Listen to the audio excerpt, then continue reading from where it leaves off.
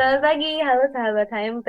Selamat datang di HMP Pod Show Podcast dan Talk Show bersama Nina dan Dini. jadi pada episode ini kita akan membahas mengenai pendengaran nih dengan tema Don't Let Your Hearing Loss untuk mendengar seumur hidup. Oke, kenapa sih Kak kita harus ambil tema itu gitu? Karena sebenarnya sih di era new normal ini ada ancaman baru nih untuk pendengaran kita. Karena terutama karena setiap kegiatan kita kebanyakan online gitu ya, selalu online Hmm. malah. Sehingga penggunaan headset dan perangkat lainnya jadi semakin meningkat, Kak. Dan data-data berdasarkan WHO juga menunjukkan bahwa 1,1 juta anak muda dengan usia 12 sampai 35 tahun secara umum di dunia mengalami resiko gangguan pendengaran, Kak. Wah, kalau kayak gitu bahaya banget dong ya Kak. Jadi kita harus tahu nih apa penyebabnya, gimana cara mengatasinya, tips dan trik biar kita nggak terkena gangguan pendengaran. Ya Kak ya? Iya Kak, betul sekali Kak. Jadi makanya di episode kali ini kita nggak cuma berdua aja nih Kak.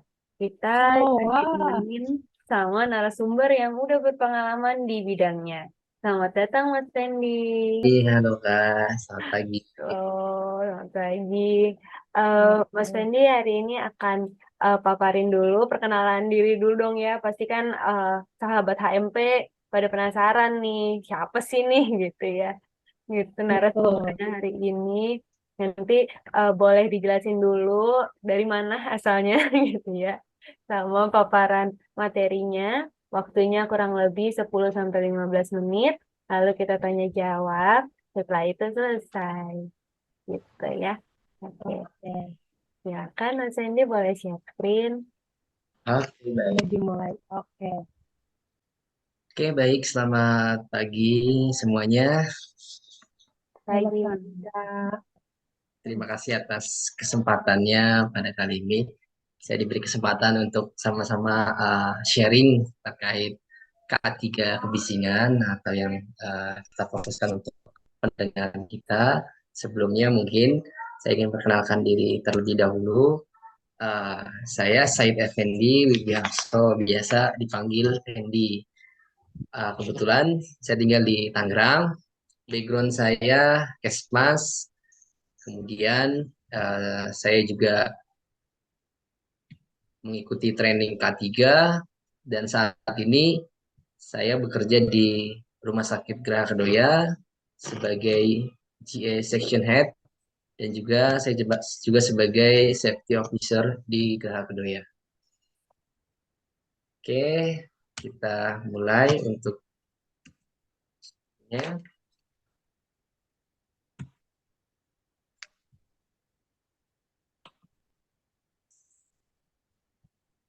Oke, jadi yang perlu kita ketahui adalah kebisingan itu apa sih? Kebisingan itu adalah suatu hal suara yang tidak kita kehendaki, itu bisa bersumber dari alat-alat proses produksi atau alat-alat kerja pada tingkat tertentu. Nah, tingkat tertentu ini bisa diartikan dari frekuensi atau desibel tertentu yang dapat menimbulkan bahaya bagi gangguan pendengaran kita.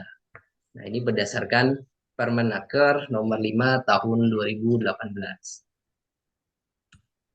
Nah, kemudian kebisingan itu terbagi menjadi dua jenis. Ya, pertama itu ada kebisingan tetap, di mana kebisingan ini bisa terlihat atau bisa kita ketahui seperti suara mesin, suara kipas, dan suara sebagainya.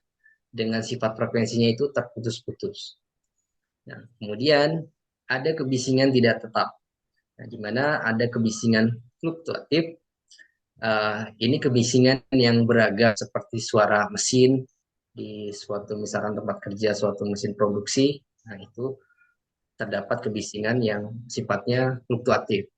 Kemudian ada kebisingan yang terputus-putus dan bahkan berubah-ubah. Contoh nih, seperti misalkan kebisingan yang ada di lalu lintas. Nah, itu sifatnya berubah-ubah dan terputus-putus. Kemudian ada impulsive noise, kebisingan yang bisa dikategorikan ini kebisingan yang berintensitas tinggi, seperti suara ledakan bom atau suara dari tembakan senjata api. Kemudian dari kebisingan, jenis-jenisnya berdasarkan sifat dan spektrum bunyi, itu pertama ada bising yang kontinu, di mana fluktuasi dari intensitas ini tidak terputus-putus. Ya, itu ada dua kategorinya, yaitu wide spectrum, seperti suara kipas angin, suara mesin, kemudian ada narrow spectrum, itu seperti suara gergaji atau suara kartu gas. Jadi sering kita jumpai itu di perusahaan-perusahaan manufaktur ya, produksi dengan mesin-mesin produksi. Kemudian ada bising terputus-putus. Ini seperti yang tadi saya sebutkan, seperti di lalu lintas itu kadang seperti tidak ada kendaraan, sunyi, ketika ada kendaraan jadi bising kembali, terutama kendaraan-kendaraan besar yang menimbulkan suara tingkat tinggi itu menyebabkan kebisingan. Impulsif, ya impulsif tadi seperti suara ledakan, baik itu tembakan atau ledakan bom atau mercon. Kemudian ada impulsif yang berulang juga, seperti mesin tempa, itu juga sama di mesin-mesin produksi di perusahaan-perusahaan. Nah, kita bahwa sering dalam kondisi pandemi seperti ini banyak sekali di luar sana, baik itu pekerja atau mahasiswa yang memang menggunakan handset ya dalam kebutuhan mereka, baik itu untuk keperluan meeting mereka atau rapat mereka atau dalam berorganisasi dan hal-hal lain-lain. Tapi tanpa disadari bahwa ada sebuah resiko besar dalam penggunaan tersebut yang kalau kita tidak ketahui itu akan berdampak besar bagi kondisi kesehatan pendengarannya. Nah, di sini saya mengutip dari Kemenkes bahwa standar penggunaan handset itu setidaknya 60% dari volume HP yang kita ada. Terkadang kita memakai Zoom atau apa handsetnya kita pulin biar terdengar jernih atau kadang untuk menghindari gangguan-gangguan lain dari luar sehingga kita fullkan. Nah, tanpa kita sadari itu sebenarnya mengancam bahaya untuk kita sendiri. Nah, lalu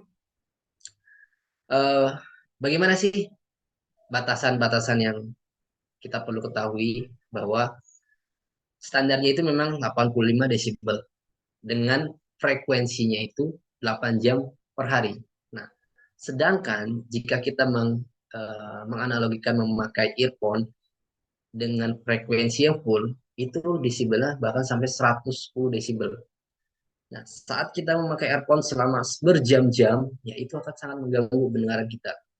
Nah, maka dari itu, dari Kemenkes saya mengutip juga bahwa sebaiknya ketika kita menggunakan earphone dengan standar yang tadi, 60% dari total volume penggunaan earphone kita, dan sebaiknya frekuensinya itu tidak lebih dari 1 jam. Nah, setelah 1 jam, baiknya adalah diistirahatkan, baru digunakan kembali. Itu lebih baik agar tidak beresiko besar bagi pendengaran kita. Oke.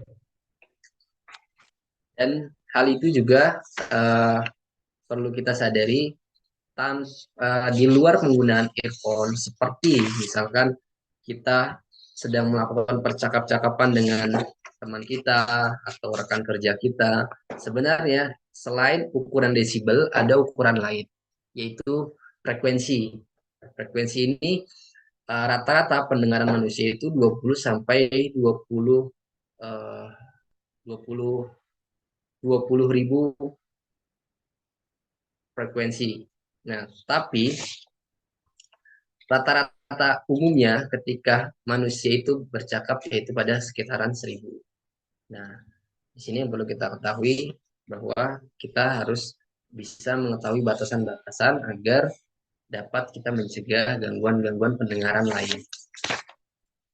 Oke, ya mungkin itu slide singkat padat, mudah-mudahan jelas juga. Nah, mungkin setelah ini kita bisa sama-sama sharing apa yang menjadi hal-hal di luar ini yang perlu kita diskusikan, boleh kita diskusikan. Iya, terima kasih banyak Mas Fendi. Jelas banget sih sebenarnya. Sampai bingung mau nanya apa ya Kak Dini ya. Iya, Oh, baik. jelas banget nih Kak materinya.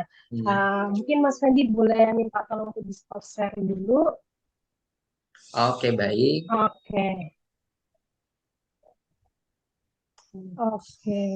Jadi pendengaran itu sangat benar-benar sangat penting gitu ya Kak Nina ya dan Mas Fendi ya untuk kehidupan kita gitu ya Kak karena eh, selama hidup nih kita benar-benar selalu mendengarkan. Jadi telinga itu selalu digunakan gitu ya Kak ya.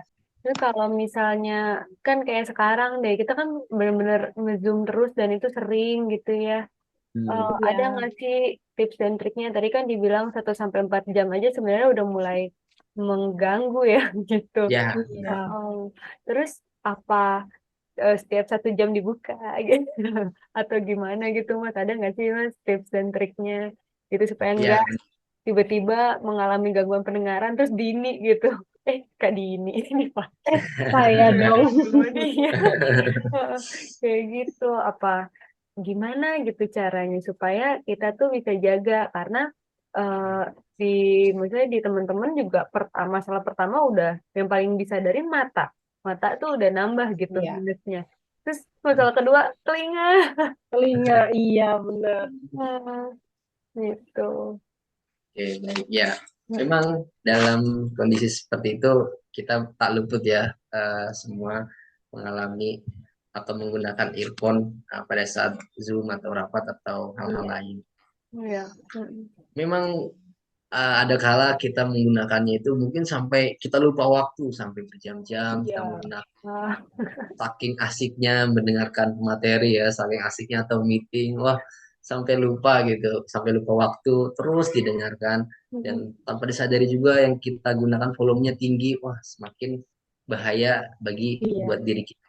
Nah, mungkin tips and triknya ketika hal seperti itu, pertama ketika kita sedang melakukan atau menggunakan earphone dengan Zoom atau hal lain, kalau kita di ruang tertutup, ya mungkin sama seperti yang saya lakukan saat ini ketika di ruang tertutup ya tidak, mungkin lebih baiknya tidak menggunakan earphone. Karena kita tidak akan ada gangguan bising dari lain karena kita tempat di tempat tertutup. Nah, lebih baik seperti itu. Ya, tapi kalau memang dalam kondisi kita sering lihatlah di luar sana mungkin di kafe atau di jalan atau di mana orang sibuk dengan earphone-nya atau sedang meeting, sedang Zoom. Wah, nah itu untuk mengurangi kebisingan dari luar. Nah, berarti yang perlu kita jadi acuan adalah kita harus tahu standar volumenya. Ya, volumenya tidak pernah lebih dari 60%. Itu pertama. Kalau merasa oh 60% kurang nih, kurang pendengaran, mungkin kadang orang kayak kurang kenceng atau apa. Oke, bisa kita naikkan. Tapi alangkah baiknya kita juga harus sering mengontrol ya naik turunnya volume. Jangan selama durasi kita terus sedang meeting atau sedang Zoom, volumenya kita standby di atas 60, itu juga akan berbahaya buat kita. Jadi kita juga harus sadar sering diatur volumenya naik turun. Standarnya 60, oke. Ketika hal penting, misalkan kita lagi meeting, mungkin kalau lagi meeting itu nggak selalu dalam durasi waktunya itu semua penting buat kita. Oke, mungkin itu semua penting, tapi ada hal-hal yang memang bukan bagian kita. Oh, atau mungkin ini mungkin bisa kita skip dulu. Jadi bisa kita atur. Oh, oke lah kalau memang belum penting dulu kita bisa volume turunkan. Jadi dengan hal itu kita bisa mengatur intensitas bunyi yang ada di earphone. Nah, dalam untuk frekuensinya yang memang tadi saya sampaikan juga 1 jam baiknya itu diistirahatkan. Ya, 1 jam diistirahatkan. Tapi kalau kita sedang Zoom atau sedang meeting ternyata lebih dari 1 jam berjam-jam berikutnya 2 sampai 3 jam, gimana kalau nanti ketinggalan nggak tahu hasilnya atau apa perkembangannya, mungkin baiknya bisa kita kecilkan ya, kita kecilkan yang penting masih bisa terdengar di kita.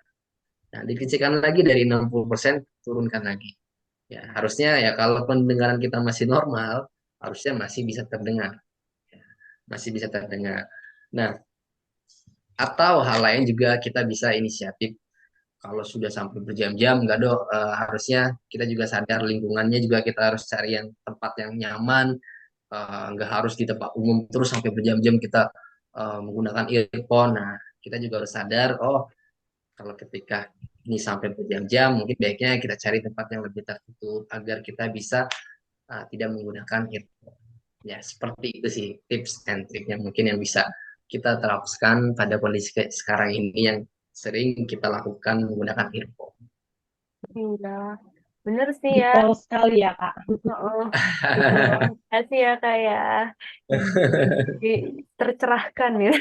Wow, Tercerahkan benar sekali, Kak Nina. Bisa kita terapkan ke sehari-hari ya, Kak Nina. Nah, Oke. makanya Eh, selain itu kita juga ini ya, maksudnya selain Zoom, berarti termasuk juga kayak nonton film, iya, dengerin musik, itu juga masuk benar. sebenarnya ya nggak bisa kita Iya, kan kadang-kadang nih, aduh susah tidur gitu ya, terus dengerin musik sampai pagi.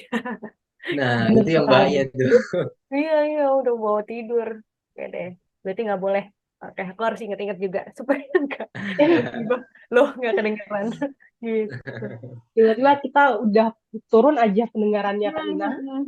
Takutnya udah kayak gitu kan. Iya, oh iya Mas. Ngomongin masalah headset nih, kan saya tuh ada baca-baca gitu katanya kan kalau headset tuh kan banyak modelnya nih, ada yang kayak model earphone, terus ada model yang headphones kayak gitu ya Kak ya. Nah itu tuh katanya itu kita lebih baik pakai headphone yang kayak model kayak bando gitu loh Kak daripada kita pakai yang earphone katanya kayak gitu. Eh, ada aku baca kayak gitu itu katanya lebih baik daripada kita pakai earphone karena apa ya lebih eh, lebih nggak bikin sakit telinga kayak gitu loh Kak. Jadi nggak mengganggu pendengaran banget gitu. Itu apa benar atau hanya opini orang-orang aja gitu? Ya, eh, memang ada hal yang perlu kita ketahui ketika kita menggunakan earphone yang model langsung masuk telinga atau yang apa tadi namanya? Saya lupa. Yang Headphone, masuk. Oh, yang di versi headphone Bando. gitu ya. Ya, headphone itu oke. Eh, Kondisi dia menempel ke telinga kita itu kan berbeda. Ya. Kalau kita Iya, ketahui yang kita menggunakan langsung masuk telinga, ketika dia mengeluarkan getaran suara, itu memang lebih terasa di gendang telinga kita. Nah, sedangkan yang headphone itu lebih melebar. Nah, Hmm. ya, suaranya itu akan melebar karena dia menutupi sampai daun telinga kita.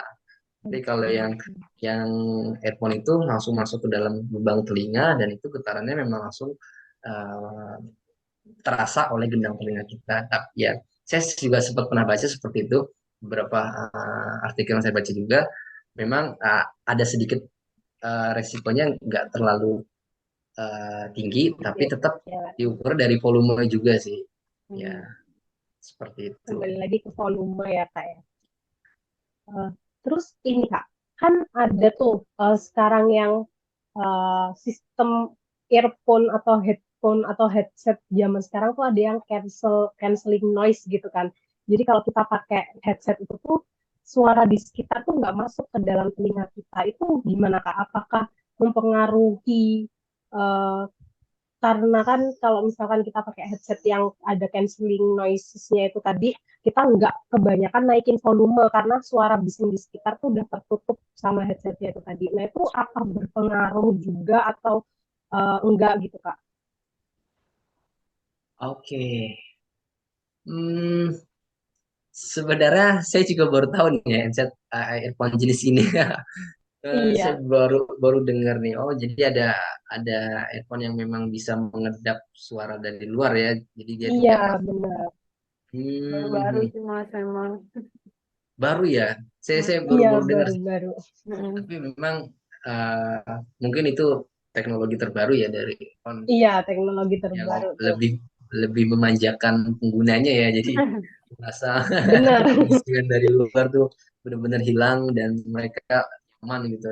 Tapi hal seperti itu membuat orang merasa lebih nyaman, kadang membuat orang jadi terlena juga sih, merasa wah udah nyaman Iya. akhirnya, karena makin tanpa dia sadari bahayanya itu akan malah menghantui dia. Tapi Wah, uh, Iya. yang perlu tetap sih acuannya adalah yang perlu kita pegang itu dari volume dan frekuensi. Ya, Oke. seperti itu. Oke, siap-siap. Ya, Oke. kalau misalnya ada nih ya, enggak sih sebenarnya ini saya sendiri sih Mas. Jadi kayak kalau misalnya nih, aduh, supaya mengurangi resiko, maksudnya sih mengurangi resiko. Cuman jadinya pakainya headsetnya sebelah, terus kayak udahan, terus ganti sebelahnya lagi. Kayak gitu.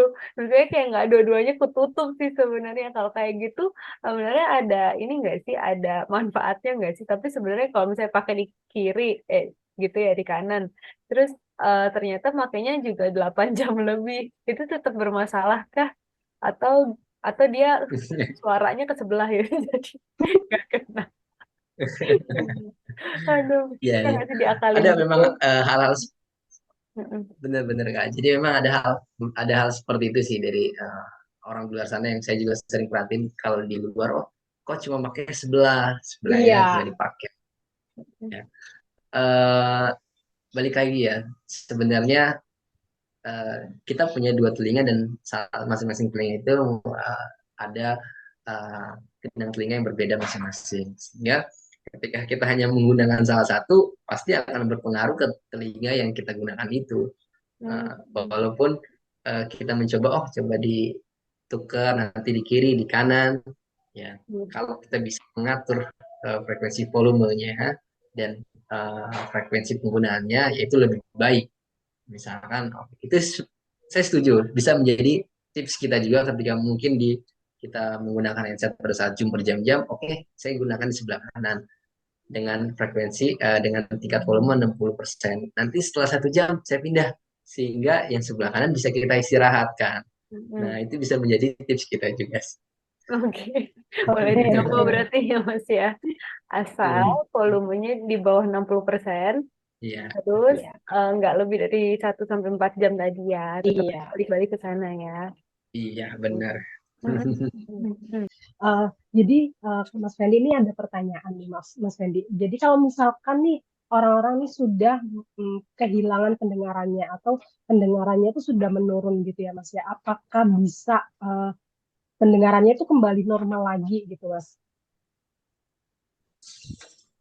Oke, baik. Jadi ketika seseorang sudah mengalami penurunan pendengaran, Iya, apakah bisa kembali normal pendengarannya?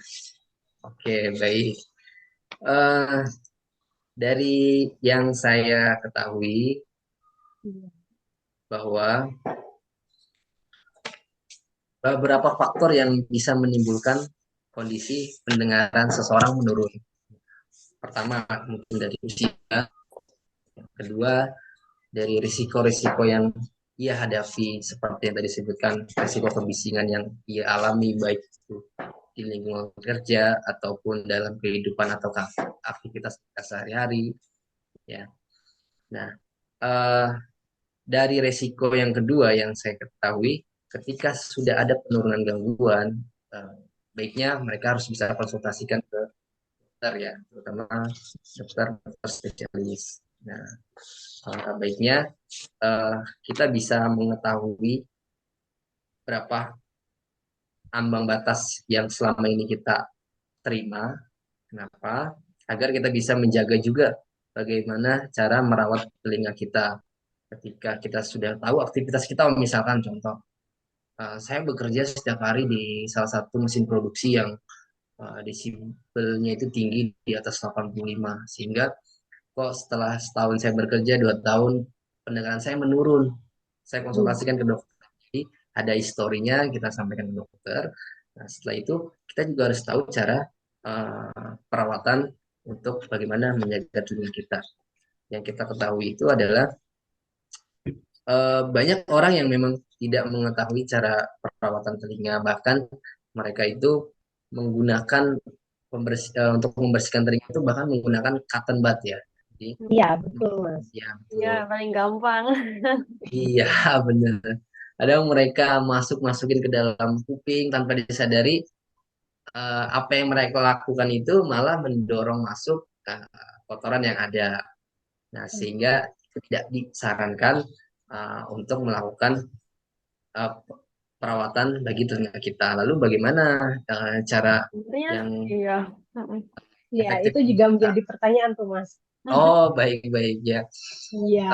Alangkah baiknya sih coba kita menggunakan obat tetes telinga. Ya, ya, itu bisa kita gunakan selama 2 sampai 3 hari, kurang waktunya, terus sehingga kotoran telinga itu dapat keluar dengan cara kita menggunakan obat tetes telinga, atau kita juga bisa menggunakan tetesan air hangat dalam saluran telinga, ya, sehingga juga dapat eh, mengeluarkan kotoran-kotoran yang ada di dalam telinga.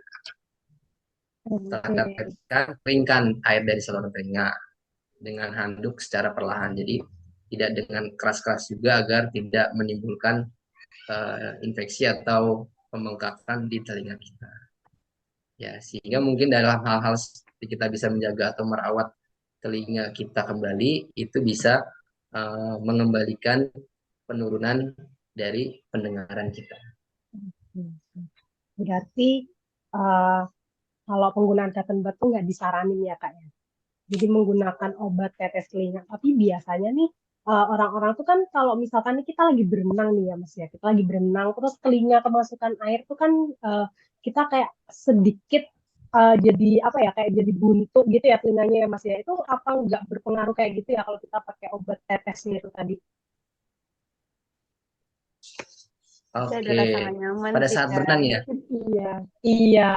Kan itu kalau kita berenang kan ada kita kemasukan air tuh Mas. Jadi kayak telinganya tuh agak buntu. Nah, kalau misalkan kita tetesin pakai obat tetes telinga tuh perlaku apa? Mungkin efeknya juga akan jadi kayak gitu nggak sih Mas? Kayak jadi agak buntu gitu telinganya atau enggak?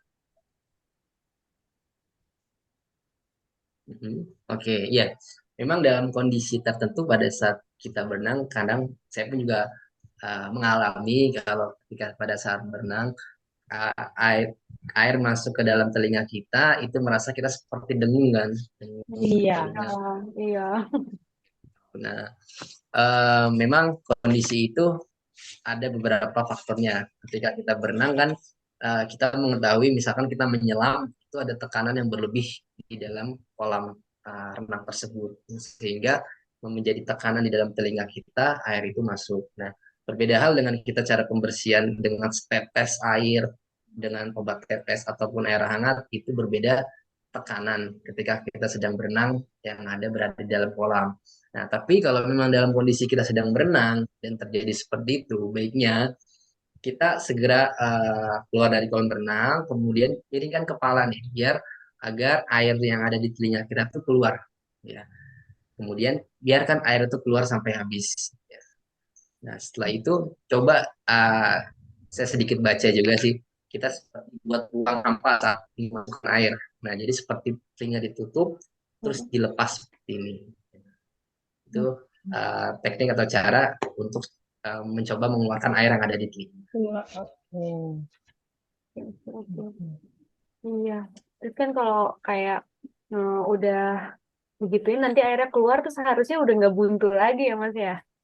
Ya, Harapannya gitu ya. iya benar. Mm.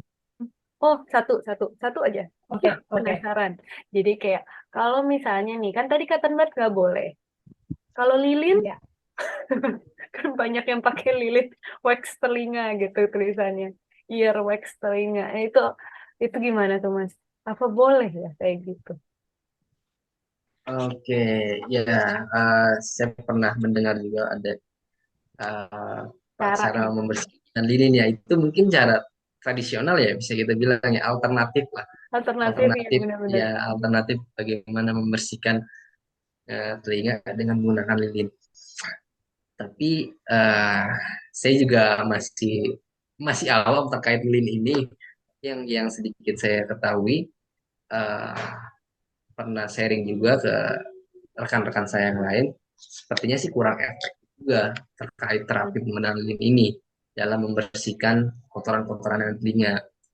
Nah, bahkan ada risiko lain ketika kita Hmm. menggunakan lilin, dan itu masih panas, ya akan meresiko telinga kita menyebabkan luka, ya bisa menjadi ada pembengkakan.